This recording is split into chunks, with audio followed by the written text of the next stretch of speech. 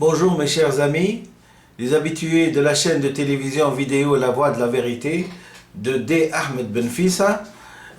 Nous sommes donc bien en Tunisie, nous allons émettre une vidéo importante puisqu'elle est à la veille de la fête de l'indépendance de la Tunisie qui est le 20 mars 1956. Donc nous sommes à la veille, nous sommes le 19 mars, le lundi 19 mars, il est 11h05 du matin et nous allons commencer la journée. D'abord la journée elle est belle, il fait 19 degrés Celsius actuellement en Tunisie et le temps est splendide, le soleil brille, le temps est splendide, un ciel dégagé et bleu.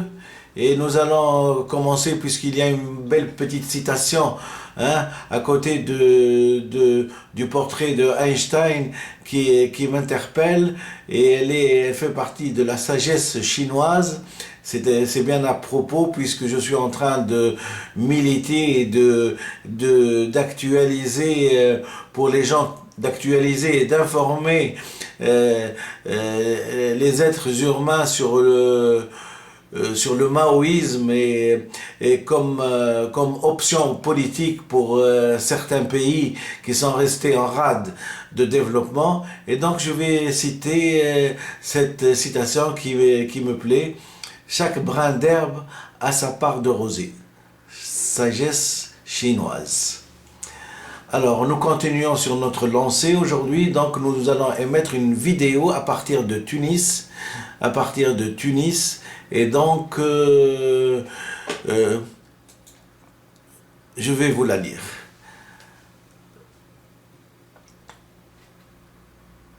Le manifeste révolutionnaire humaniste tunisien du docteur Benfissa Ahmed du 20 mars 2012. Le MRHT du 20 mars 2012. Je répète, le manifeste révolutionnaire humaniste tunisien du docteur Benfissa Ahmed du 20 mars 2012. Ce manifeste a la prétention d'offrir une base de réflexion sur les buts à atteindre de la révolution, de ce que Dr Benfissa Ahmed a baptisé ثورة الشعب التونسي للاحترام للمعطى والمكتسب.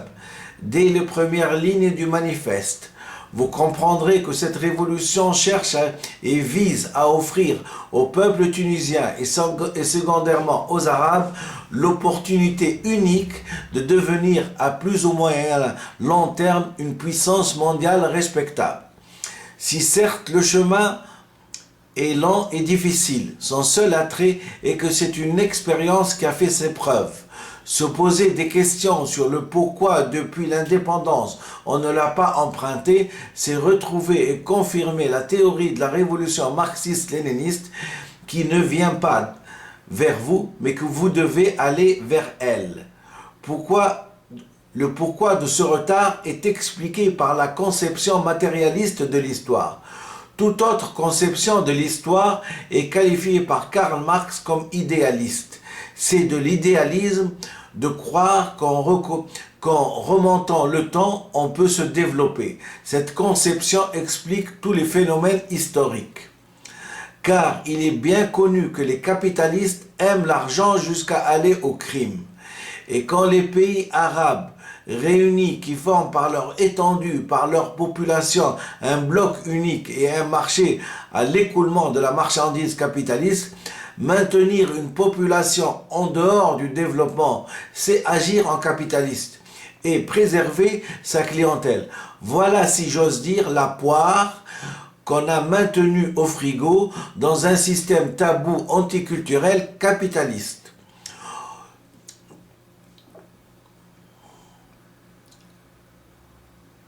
Voilà en quelques mots ce que je suis libre de baptiser la plus grande trahison contre l'humanité qu'a fait l'Occident aux Arabes, c'est de les laisser dans le sous-développement et en dehors de celui-ci en faisant le en taisant le simple fait qui semble anodin et qui en fait est un crime contre l'humanité, c'est-à-dire d'écrire de droite à gauche.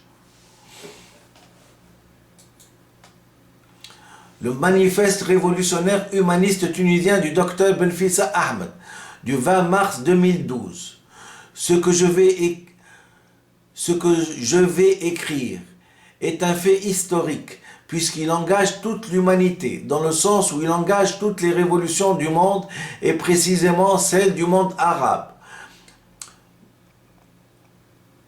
Du monde arabo-musulman, ثورة الشعب التونسي للاحترام للمعطى والمكتسب, car elle va toucher des millions d'individus dans leur façon de vivre et de conquérir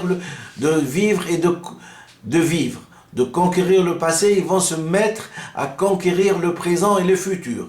Et au lieu de parler en charge négative avec des lettres à potentialité évolutive vers le passé, ils vont se mettre à parler en charge positive avec des lettres à potentialité évolutive dans le présent et dans l'avenir. Le monde arabo-musulman va se mettre à respecter son acquis phylogénique et va se mettre à se développer comme le reste du monde. C'est un véritable choc affectif qui intéressera 1 milliard d'individus. C'est l'événement princeps du 21e siècle qui a amené ثورة الشعب التونسي للاحترام للمعطى والمكتسب et l'affirmation de l'existence de l'inconscient chez tous les êtres humains et qu'il va falloir le respecter pour se développer. Le manifeste révolutionnaire humaniste tunisien du docteur Benfissa Ahmed, 20 mars 2012. Introduction. Des tabous dans ton pays tu aboliras. De la puissance de tes idées tu te méfieras.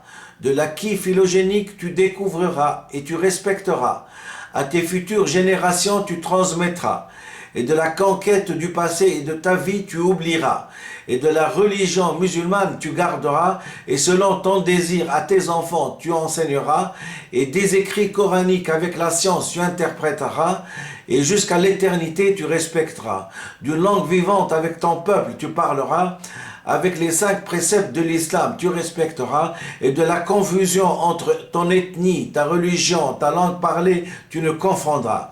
Ceci est important dans le sens que cette découverte, en permettant à tous les peuples opprimés sur la terre de se développer, va leur permettre de ne plus se névrotiser et névrotiser la population, et donc d'accéder à un niveau de vie plus décent. Certes, non comme la première puissance mondiale demain, mais comme une puissance communiste où l'être humain travaille et arrive à ce que j'appelle une vie décente, où il peut réaliser des objectifs dans la vie et qu'il puisse offrir un ascenseur social décent à ses enfants, chose qui est impossible dans une langue vivante qui ne respecte pas le temps. Définir un révolutionnaire. Un véritable révolutionnaire est guidé par l'amour des hommes, de la justice et de la vérité. Ernesto Che Guevara. Un véritable révolutionnaire ne fait aucune concession avec des étrangers au détriment de son peuple. Ce que je propose comme drapeau de la révolution tunisienne. Alors c'est le drapeau rouge,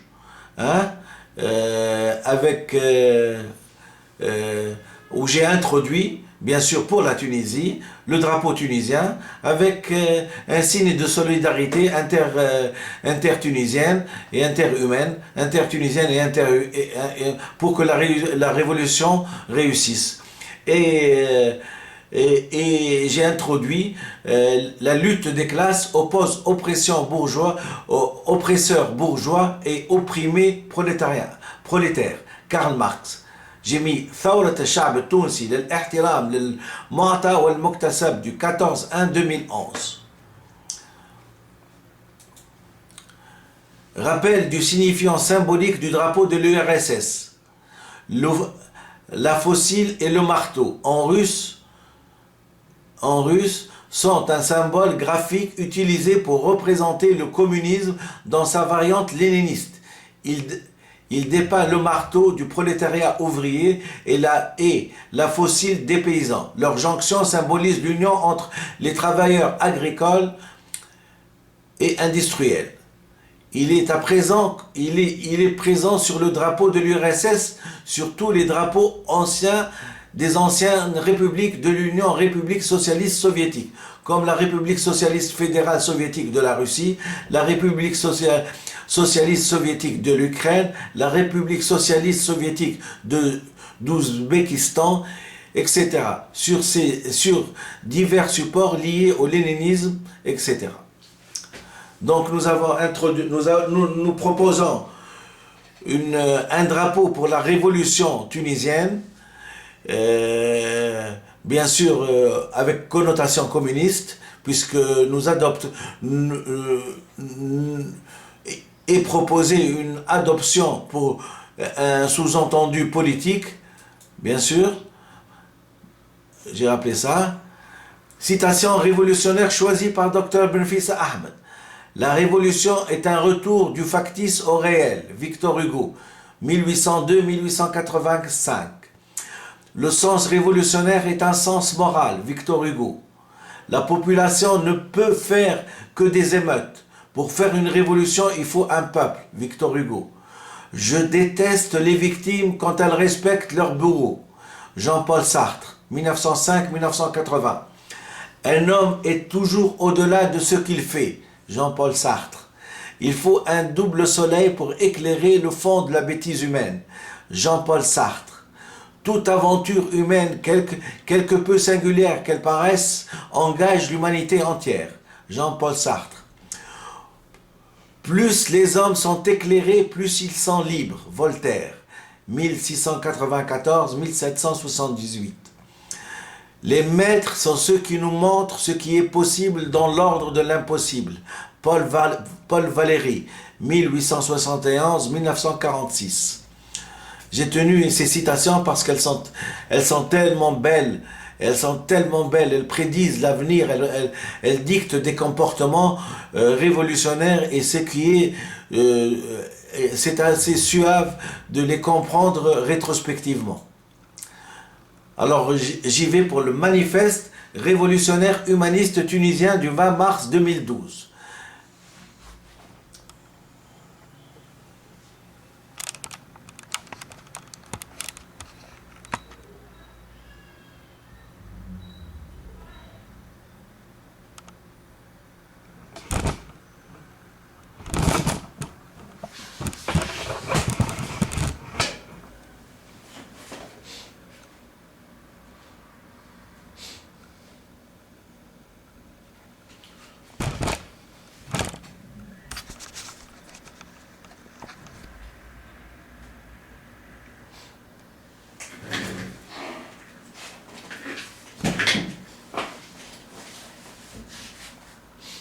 Le manifeste révolutionnaire humaniste tunisien du 20 mars 2012. L'évolution des peuples pour le développement n'a pas été homogène, uniforme et répartie équitablement. Certains ont bénéficié de toutes les découvertes humaines de façon plus précoce que d'autres. En résumé, certains responsables ont été honnêtes avec les hommes de leur pays, avec les enfants de leur pays, d'autres non. Ces derniers ne jugeant pas le bénéfice d'une culture saine, croyant que leur pétrodollar pourrait acheter le monde entier. Malheureusement pour eux, et heureusement pour nous, la première révolution arabe a démontré que le sens de leur écriture était erroné. Écrire de droite à gauche, c'est remonter le temps, c'est la fameuse conquête du passé, qui se démontre grâce à la psychanalyse et donc grâce aux écrits freudiens. Écrire de gauche à droite, et ce qui n'a pas besoin d'être démontré, puisque toutes les conquêtes, toutes les découvertes, toutes les réalisations technologiques démontrent que le facteur temps est bien exploité. Chose à laquelle les puits de pétrole ne peuvent en rien y remédier d'une baguette magique, et encore moins des faux discours de propagande. C'est probablement le plus grand affront que subit le matériel par la culture.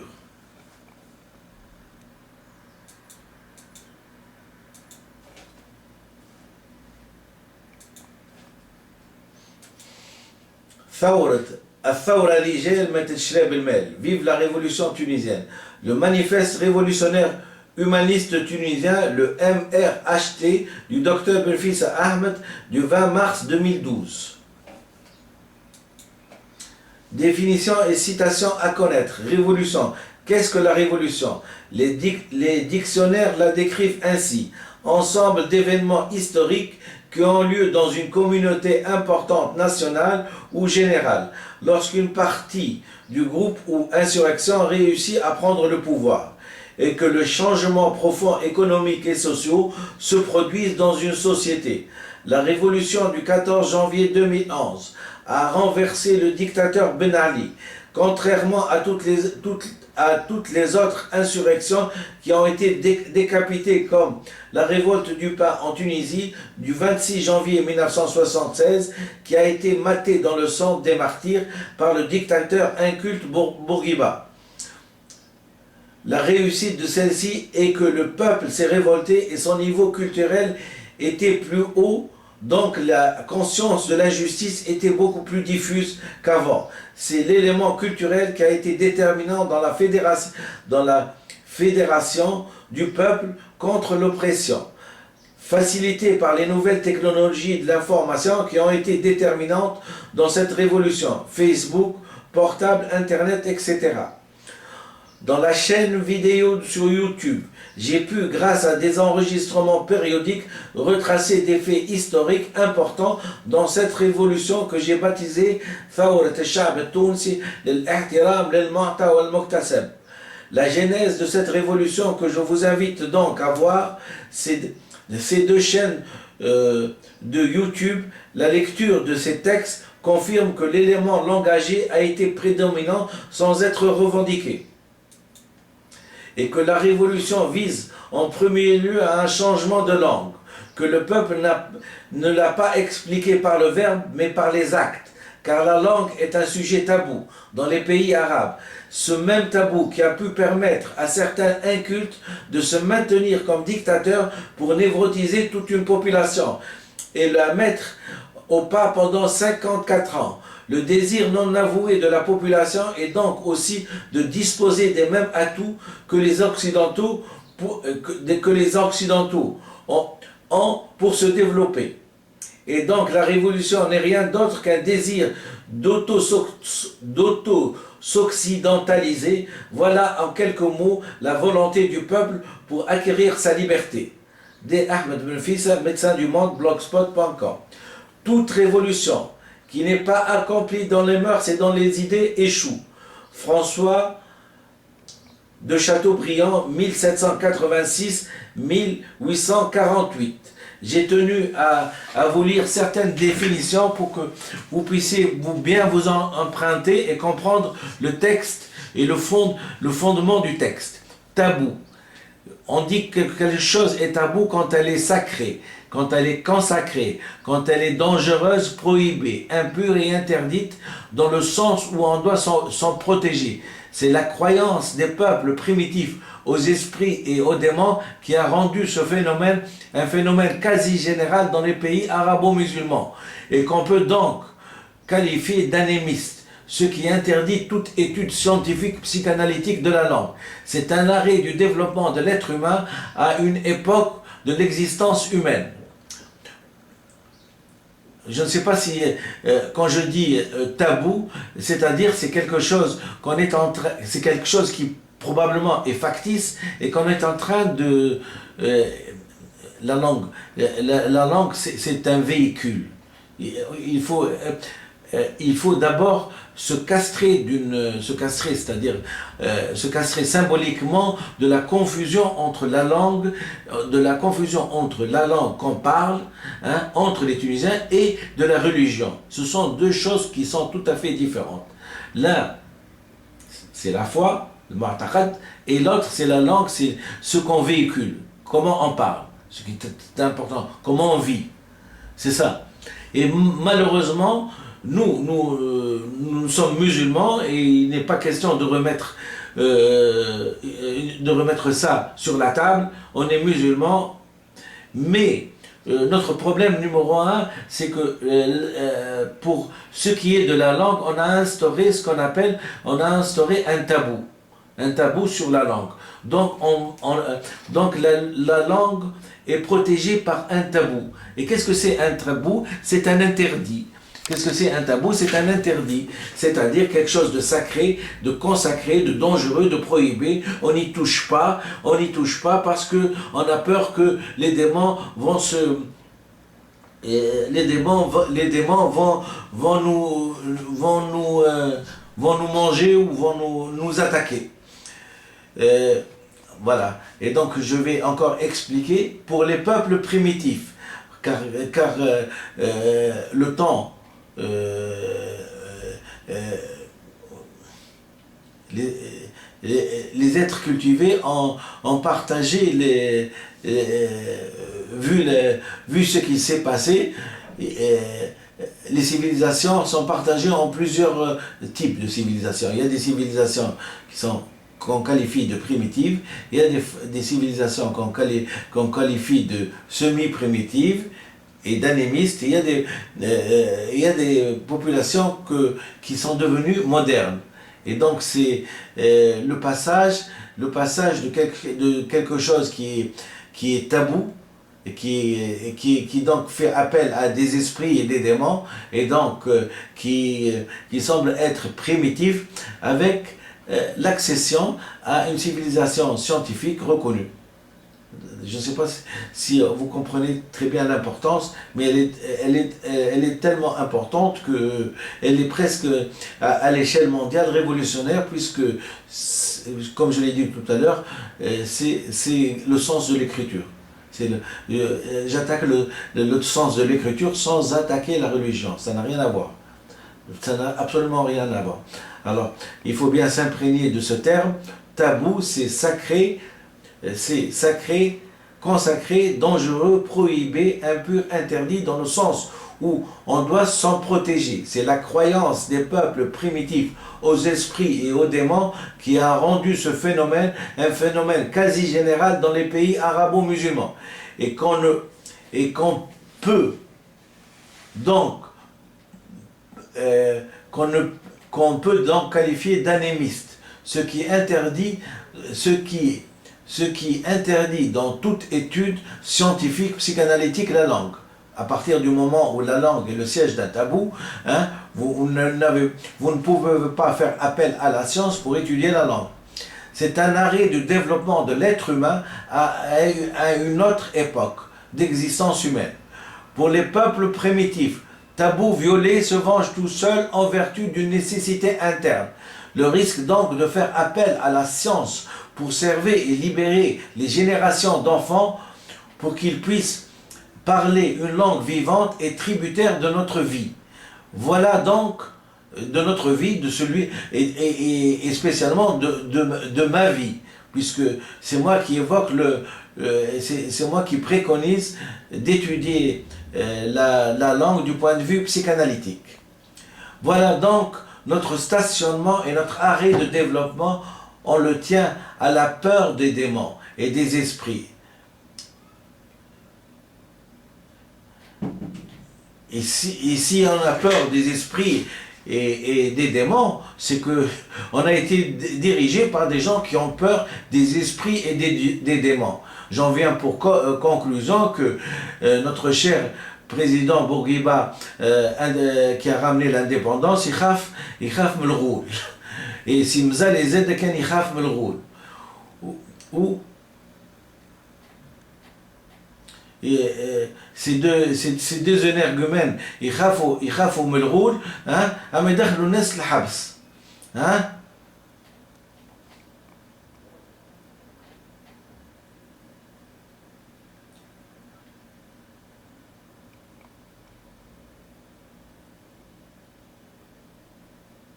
ويقولوا جابوا الحرية, هو يخاف من الغول يقول جاب الحرية. Voilà. Définition et citation à connaître. Révolution. Non, je m'excuse.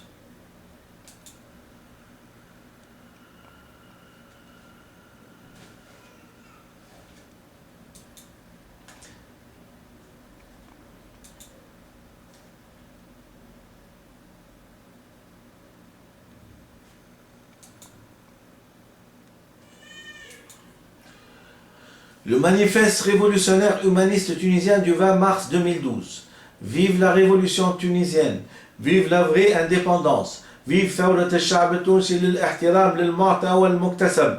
Vive les différentes interprétations du Coran. Vive la politique basée sur la science. Vive la création d'une nouvelle république populaire. Vive la création d'une république basée sur le savoir. À bas les sophistes, les hableurs, les menteurs, les révisionnistes, les incapables à la vraie cause du peuple et à sa direction. À bas les séquelles du colonialisme. À bas l'immobilisme politique.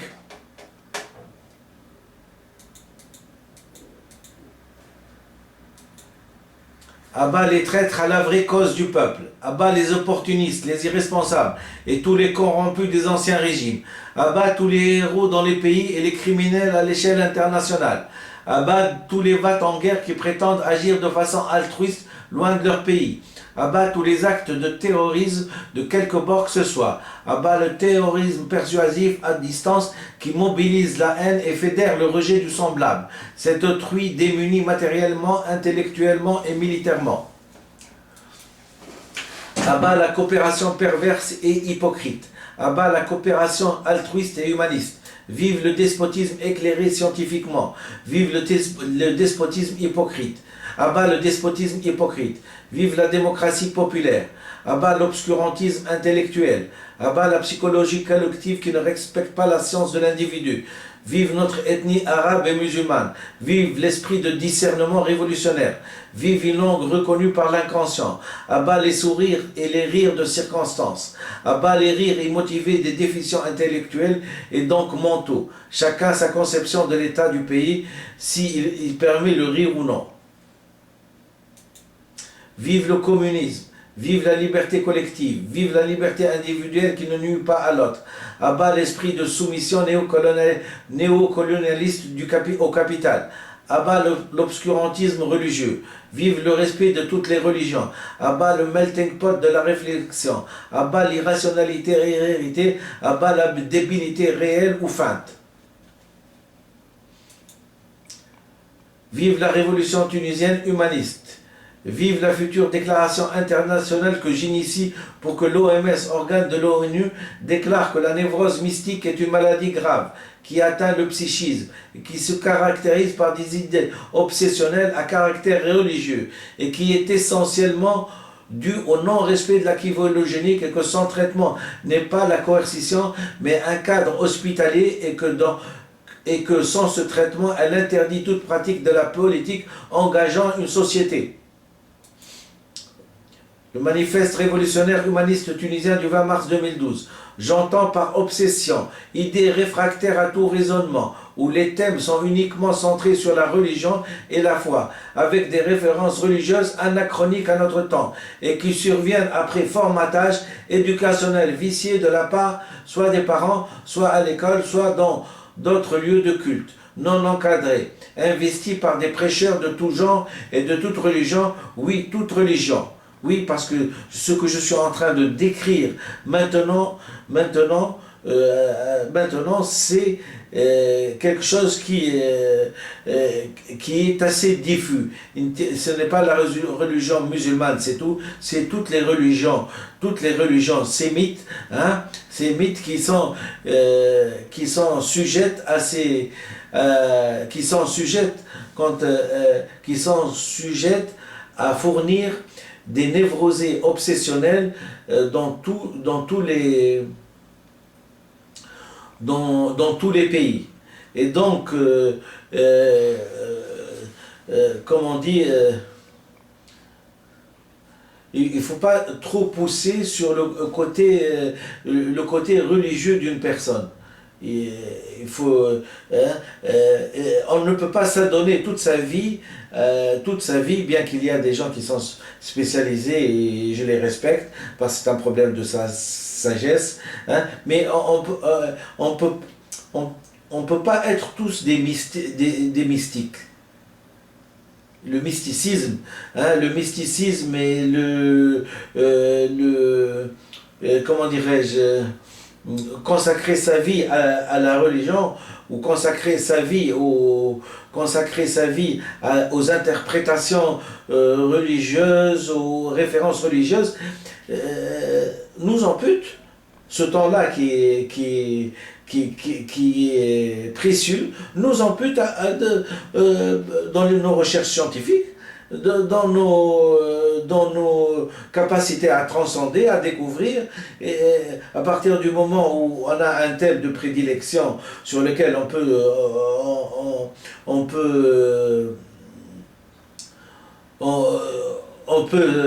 se baser, ça nous ampute. Et c'est un frein aux éclosions scientifiques et aux découvertes scientifiques. Vive la reconnaissance par la psychanalyse de ce phénomène et sa gravité. Vive la future déclaration, d'accord, sa gravité. Jean, le manifeste révolutionnaire humaniste tunisien du 20 mars 2012. J'entends par obsession, IT réfractaire à tout raisonnement, où les thèmes sont... ça va, c'est bon? Manifeste... Vive les mesures préventives à l'échelle internationale qui seront prises pour irradier et sauver les enfants de demain de la névrose mystique, tout en rappelant que la composante de cette symptomatologie de la névrose et du délire mystique qui sous-entend une aliénation et une modification radicale des rapports de l'individu avec la réalité. Le délire est compris comme conviction intime inébranlable de la personnalité dont les thèmes sont très variés. Délire mystique avec ou sans mégalomanie, avec ou sans incurie, délire mystique de mission divine, le tout transmis par un facteur identitaire et intégré dans une psychologie collective et un des facteurs de la violence qui existe dans le monde. Ce délire de haine de celui qui diffère de moi par ses convictions religieuses, politiques ou parfois sportives et pathologiques en soi, et engendre souvent des passages à l'acte barbare. La diffusion des idées pathologiques se fait par contamination directe, diffuse de proche en proche, à l'image d'un virus ou d'une bactérie. Le manifeste révolutionnaire tunisien du 20 mars 2012 est pathologique en soi, engendrant une civilisation à la dérive avec son habillement et son accoutrement adapté à la conquête du passé. Cette pathologie sort du cadre normal de l'évolution saine d'une personne et sort du cadre répressif de la mission équitable de la justice pour s'incruster dans le traitement soit sédatif hospitalier, soit étiologique, la cure psychanalytique. Tout aussi en rappelant la définition de messianisme, le messianisme comme étant la croyance religieuse en la venue d'un rédempteur qui mettra fin à l'ordre culturel des choses, de manière universelle ou pour un groupe isolé et qui instaurera un ordre nouveau fait de justice et de bonheur. Vive la révolution humaniste tunisienne, cette richesse symptomatologique qui court les rues est toujours la conséquence du non-respect de l'acquis phylogénique. Toutes les mesures punitives prises contre ce genre de personnes sont injustes, car la symptomatologie a été induite par des personnes incultes et ignorantes des paramètres internationaux du langage. Ce drame et cette tragédie due à l'ignorance a perduré 54 ans en Tunisie. Ceci légitime le terme de crime culturel contre l'humanité fait par un criminel hissé au rang de sauveur du peuple et maintenu par la corruption d'un culte grâce à une propagande mensongère basée sur la corruption. C'est ce que j'appelle traîtrise du point de vue culturel et scientifique à son propre pays et à ses propres enfants. À tous ceux qui ont conduit cette aberration langagère, qui ont dirigé et qui, de ce fait, ont composé avec le maintien du capital. Je leur dis, soyez plutôt maçons si c'est votre talent. Entre vivre et accepter de vivre, il y a toujours un fossé. Voilà. Vive la révolution humaniste tunisienne. Vive la justice équitable et éclairée. À bas la torture. À bas le crime politique. À bas les procès falsifiés. À bas la corruption de la justice. Vive son indépendance. À bas les bourreaux. Vive les victimes. À bas la justice qui ordonne les mutilations des êtres au nom de la justice. Vive la poursuite internationale par le CPI de ce type de justice et surtout de ses commanditaires. À barbares et ses faux illuminés. À bas le sectarisme. À bas le dogmatisme mal digéré. Vive l'honnêteté entre nous. Vive l'honnêteté envers ses enfants. À bas les profiteurs, les corrompus et les voleurs, les incultes et les hableurs. À bas les désymbolisés pour accéder à un pouvoir pour lequel ils sont incompétents.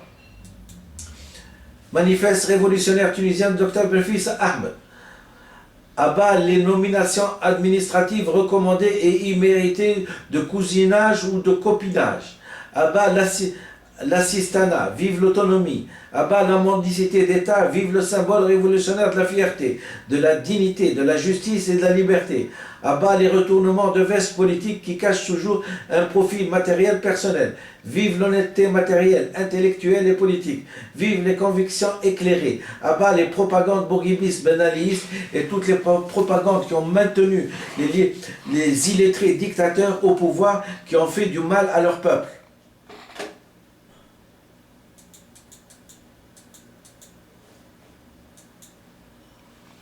À bas le régionalisme de tous bords. Les régions qui en font des grands hommes politiques cachent toujours un système tribal politique. Vive la démocratie réelle et non factice, et non virtuelle. À bas toutes les propagandes pour tout dictateur passé ou à venir. Vive la liberté d'expression authentique entre les catégories du peuple.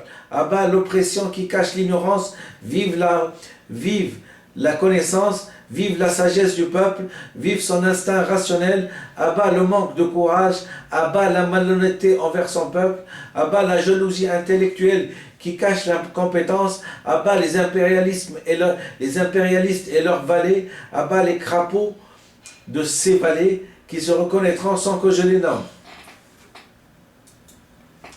À bas le matérialisme, à bas le capitalisme intellectuel, à bas l'égoïsme, à bas la xénophobie et tout ce qui la véhicule en parole, en acte, en écrit et même par allusion. Le rejet de l'autre, c'est le rejet de soi. Vive la culture saine pour tout le monde. Vive le partage équitable de toutes les richesses. Vive l'accession à l'ascenseur social pour tout le monde. La xénophobie, bien sûr, je rappelle que c'est la haine envers les étrangers. À bas l'égoïsme, donc, à bas les arrivistes, vive la culture occidentale, vive le partage équitable de toutes les richesses, vive l'accession à l'ascenseur social pour tout le monde, à bas la bourgeoisie rétrograde, à bas la souffrance du peuple, à bas la pauvreté matérielle et intellectuelle, à bas les slogans rétrogrades qui figent la réflexion, à bas la corruption de l'esprit sans formatage, vive l'esprit synthétique, scientifique et authentique. Vive le peuple, vive les paysans, vive les ouvriers et les pauvres gens et les démunis de toutes les régions. À bas tous ceux qui exploitent la force du travail du peuple, à bas les domestiques et les assujettis au capital. Vive la fierté, la dignité, l'amour de soi, à bas l'esclavagisme et le féodalisme et l'impérialisme. Vive la marche debout, à bas les combines et les combinards.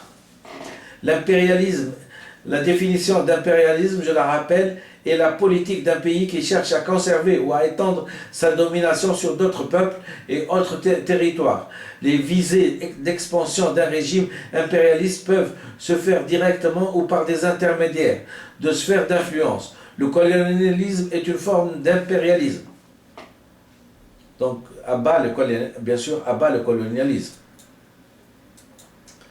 À bas les calculs malsains pour le portefeuille, à bas les limites de la personnalité qui en aucun cas ne doivent être cachées. Vive la responsabilité assumée en plein jour, vive la franchise entre les êtres, vive la parole libre, à bas le colonialisme de fait, vive la liberté, à bas la francophonie de la désymbole, vive la francophonie de la liberté.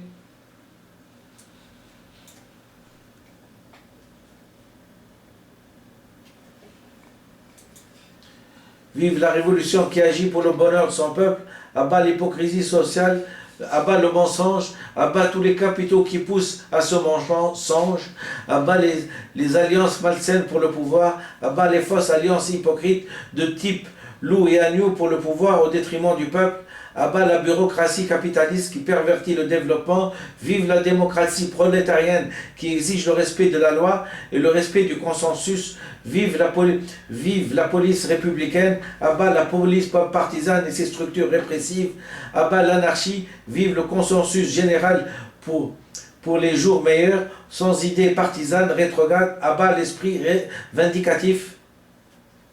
Chez les Romains, les prolétaires, chez les Romains. On a parlé de la démocratie prolétarienne, et donc je me dois de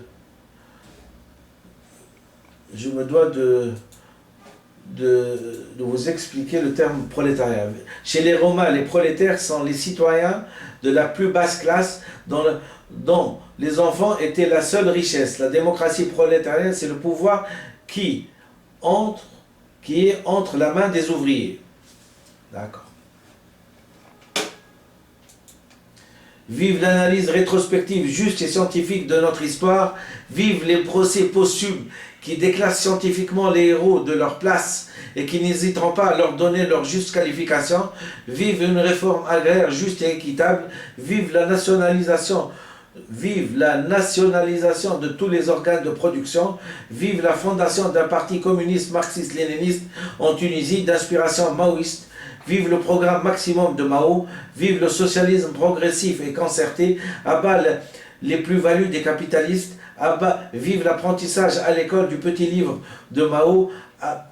Abat toutes les classes, les chasses aux sorcières, mais vive les réformes qui aboutissent à changer et à faire progresser le pays. Abat les politiques qui usent de la langue de bois pour se maintenir à la place.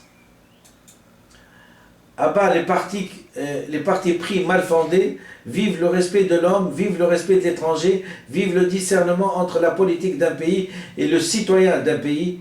Vive le discernement entre la politique d'un pays et le citoyen d'un pays. Abat toutes les projections uniformalistes qui visent à discréditer un pays, une ethnie ou une race ou un continent. Les Africains, les Noirs, les Arabes vivent l'adoption et l'application de nouvelles technologies de la communication au contrôle des votes par portable. Abat tous les hommes politiques qui héritent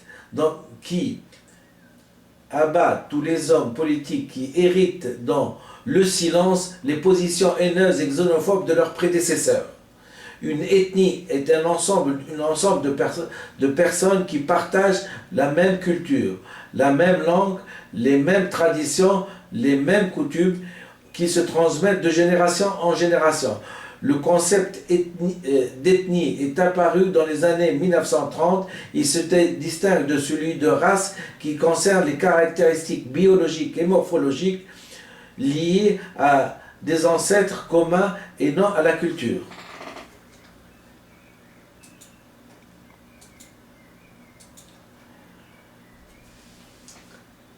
Le manifeste révolutionnaire humaniste tunisien du docteur Benfissa Ahmed abat tous les hommes politiques qui partagent les thèses colonialistes, les thèses esclavagistes et les thèses racistes et fascistes.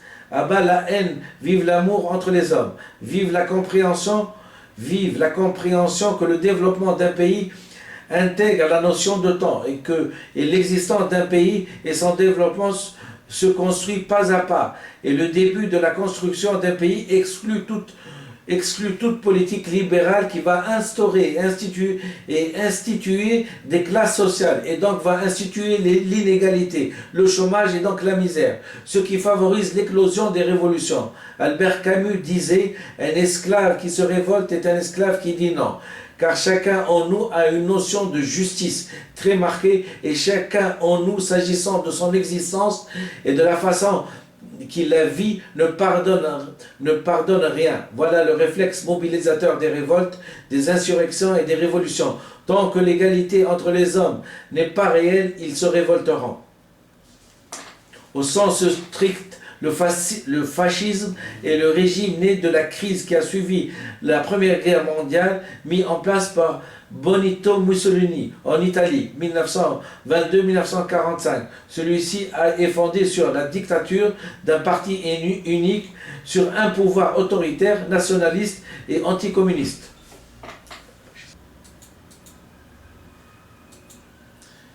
Le manifeste révolutionnaire humaniste tunisien du docteur Belfissa Ahmed, 20 mars 2012. Vive l'apprentissage à nos enfants de l'amour authentique de la patrie. À bas les fourbes de la politique. Vive la salubrité mentale introduite à l'école. À bas toutes les chasses aux sorcières pour des idées politiques. Vive la coopération saine avec les pays communistes, car a un caractère humaniste. À bas les partis pris fondés. Vive le respect des lieux de culte.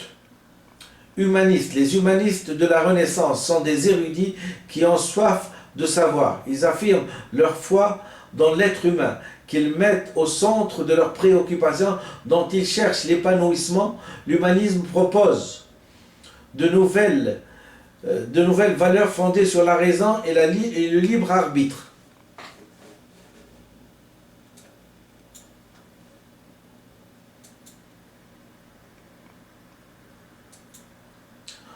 Vive la révolution humaniste tunisienne.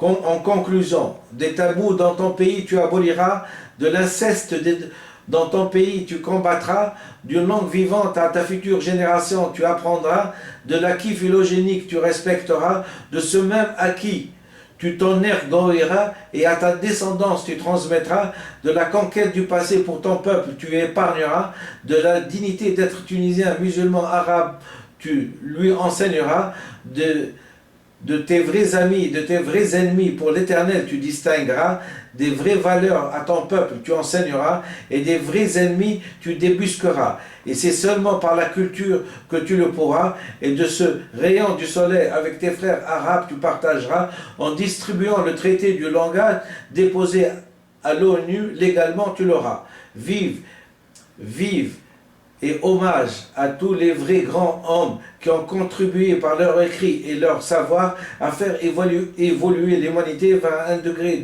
de civilisation qualifié de supérieur. Sigmund Freud,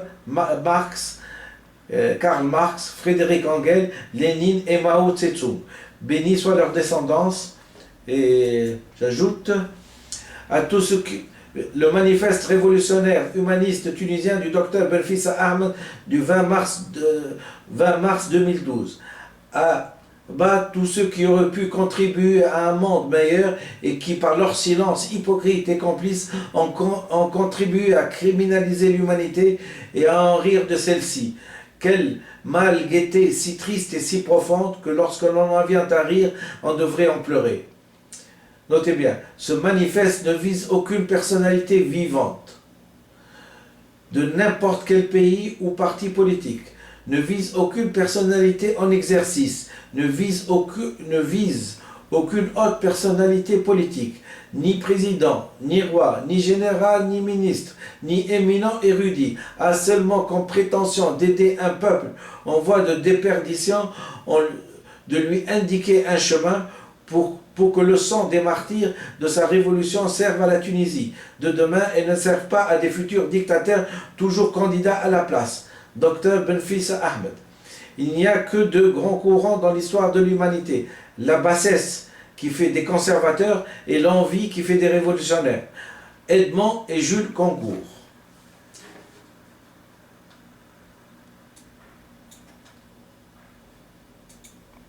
Vive la révolution humaniste tunisienne. En effet, il n'est pas un de nos actes qui, en créant l'homme que nous voulons être, ne crée en même temps une image de l'homme tel que nous estimons qu'il doit être. L'existentialisme est un humanisme, 1945, citation de Jean-Paul Sartre, référence de Jean-Paul Sartre, choisi par Dr Belfissa Ahmed pour les futures générations arabo-musulmanes. Je vous remercie infiniment et c'est tout ce que j'ai à dire. C'est ce que je peux dire comme un résumé de quelqu'un d'acharné qui a voulu se cultiver et qui n'a pas raté une minute de sa vie pour se cultiver. Et donc, si ça peut servir à des gens, je vais d'ores et déjà, euh, soumettre ça à l'ONU par fax, et ils seront libres de commander ce manifeste euh, de l'ONU, de l'Organisation nationale, il y aura des frais bien sûr. Et je vous remercie infiniment. Au revoir.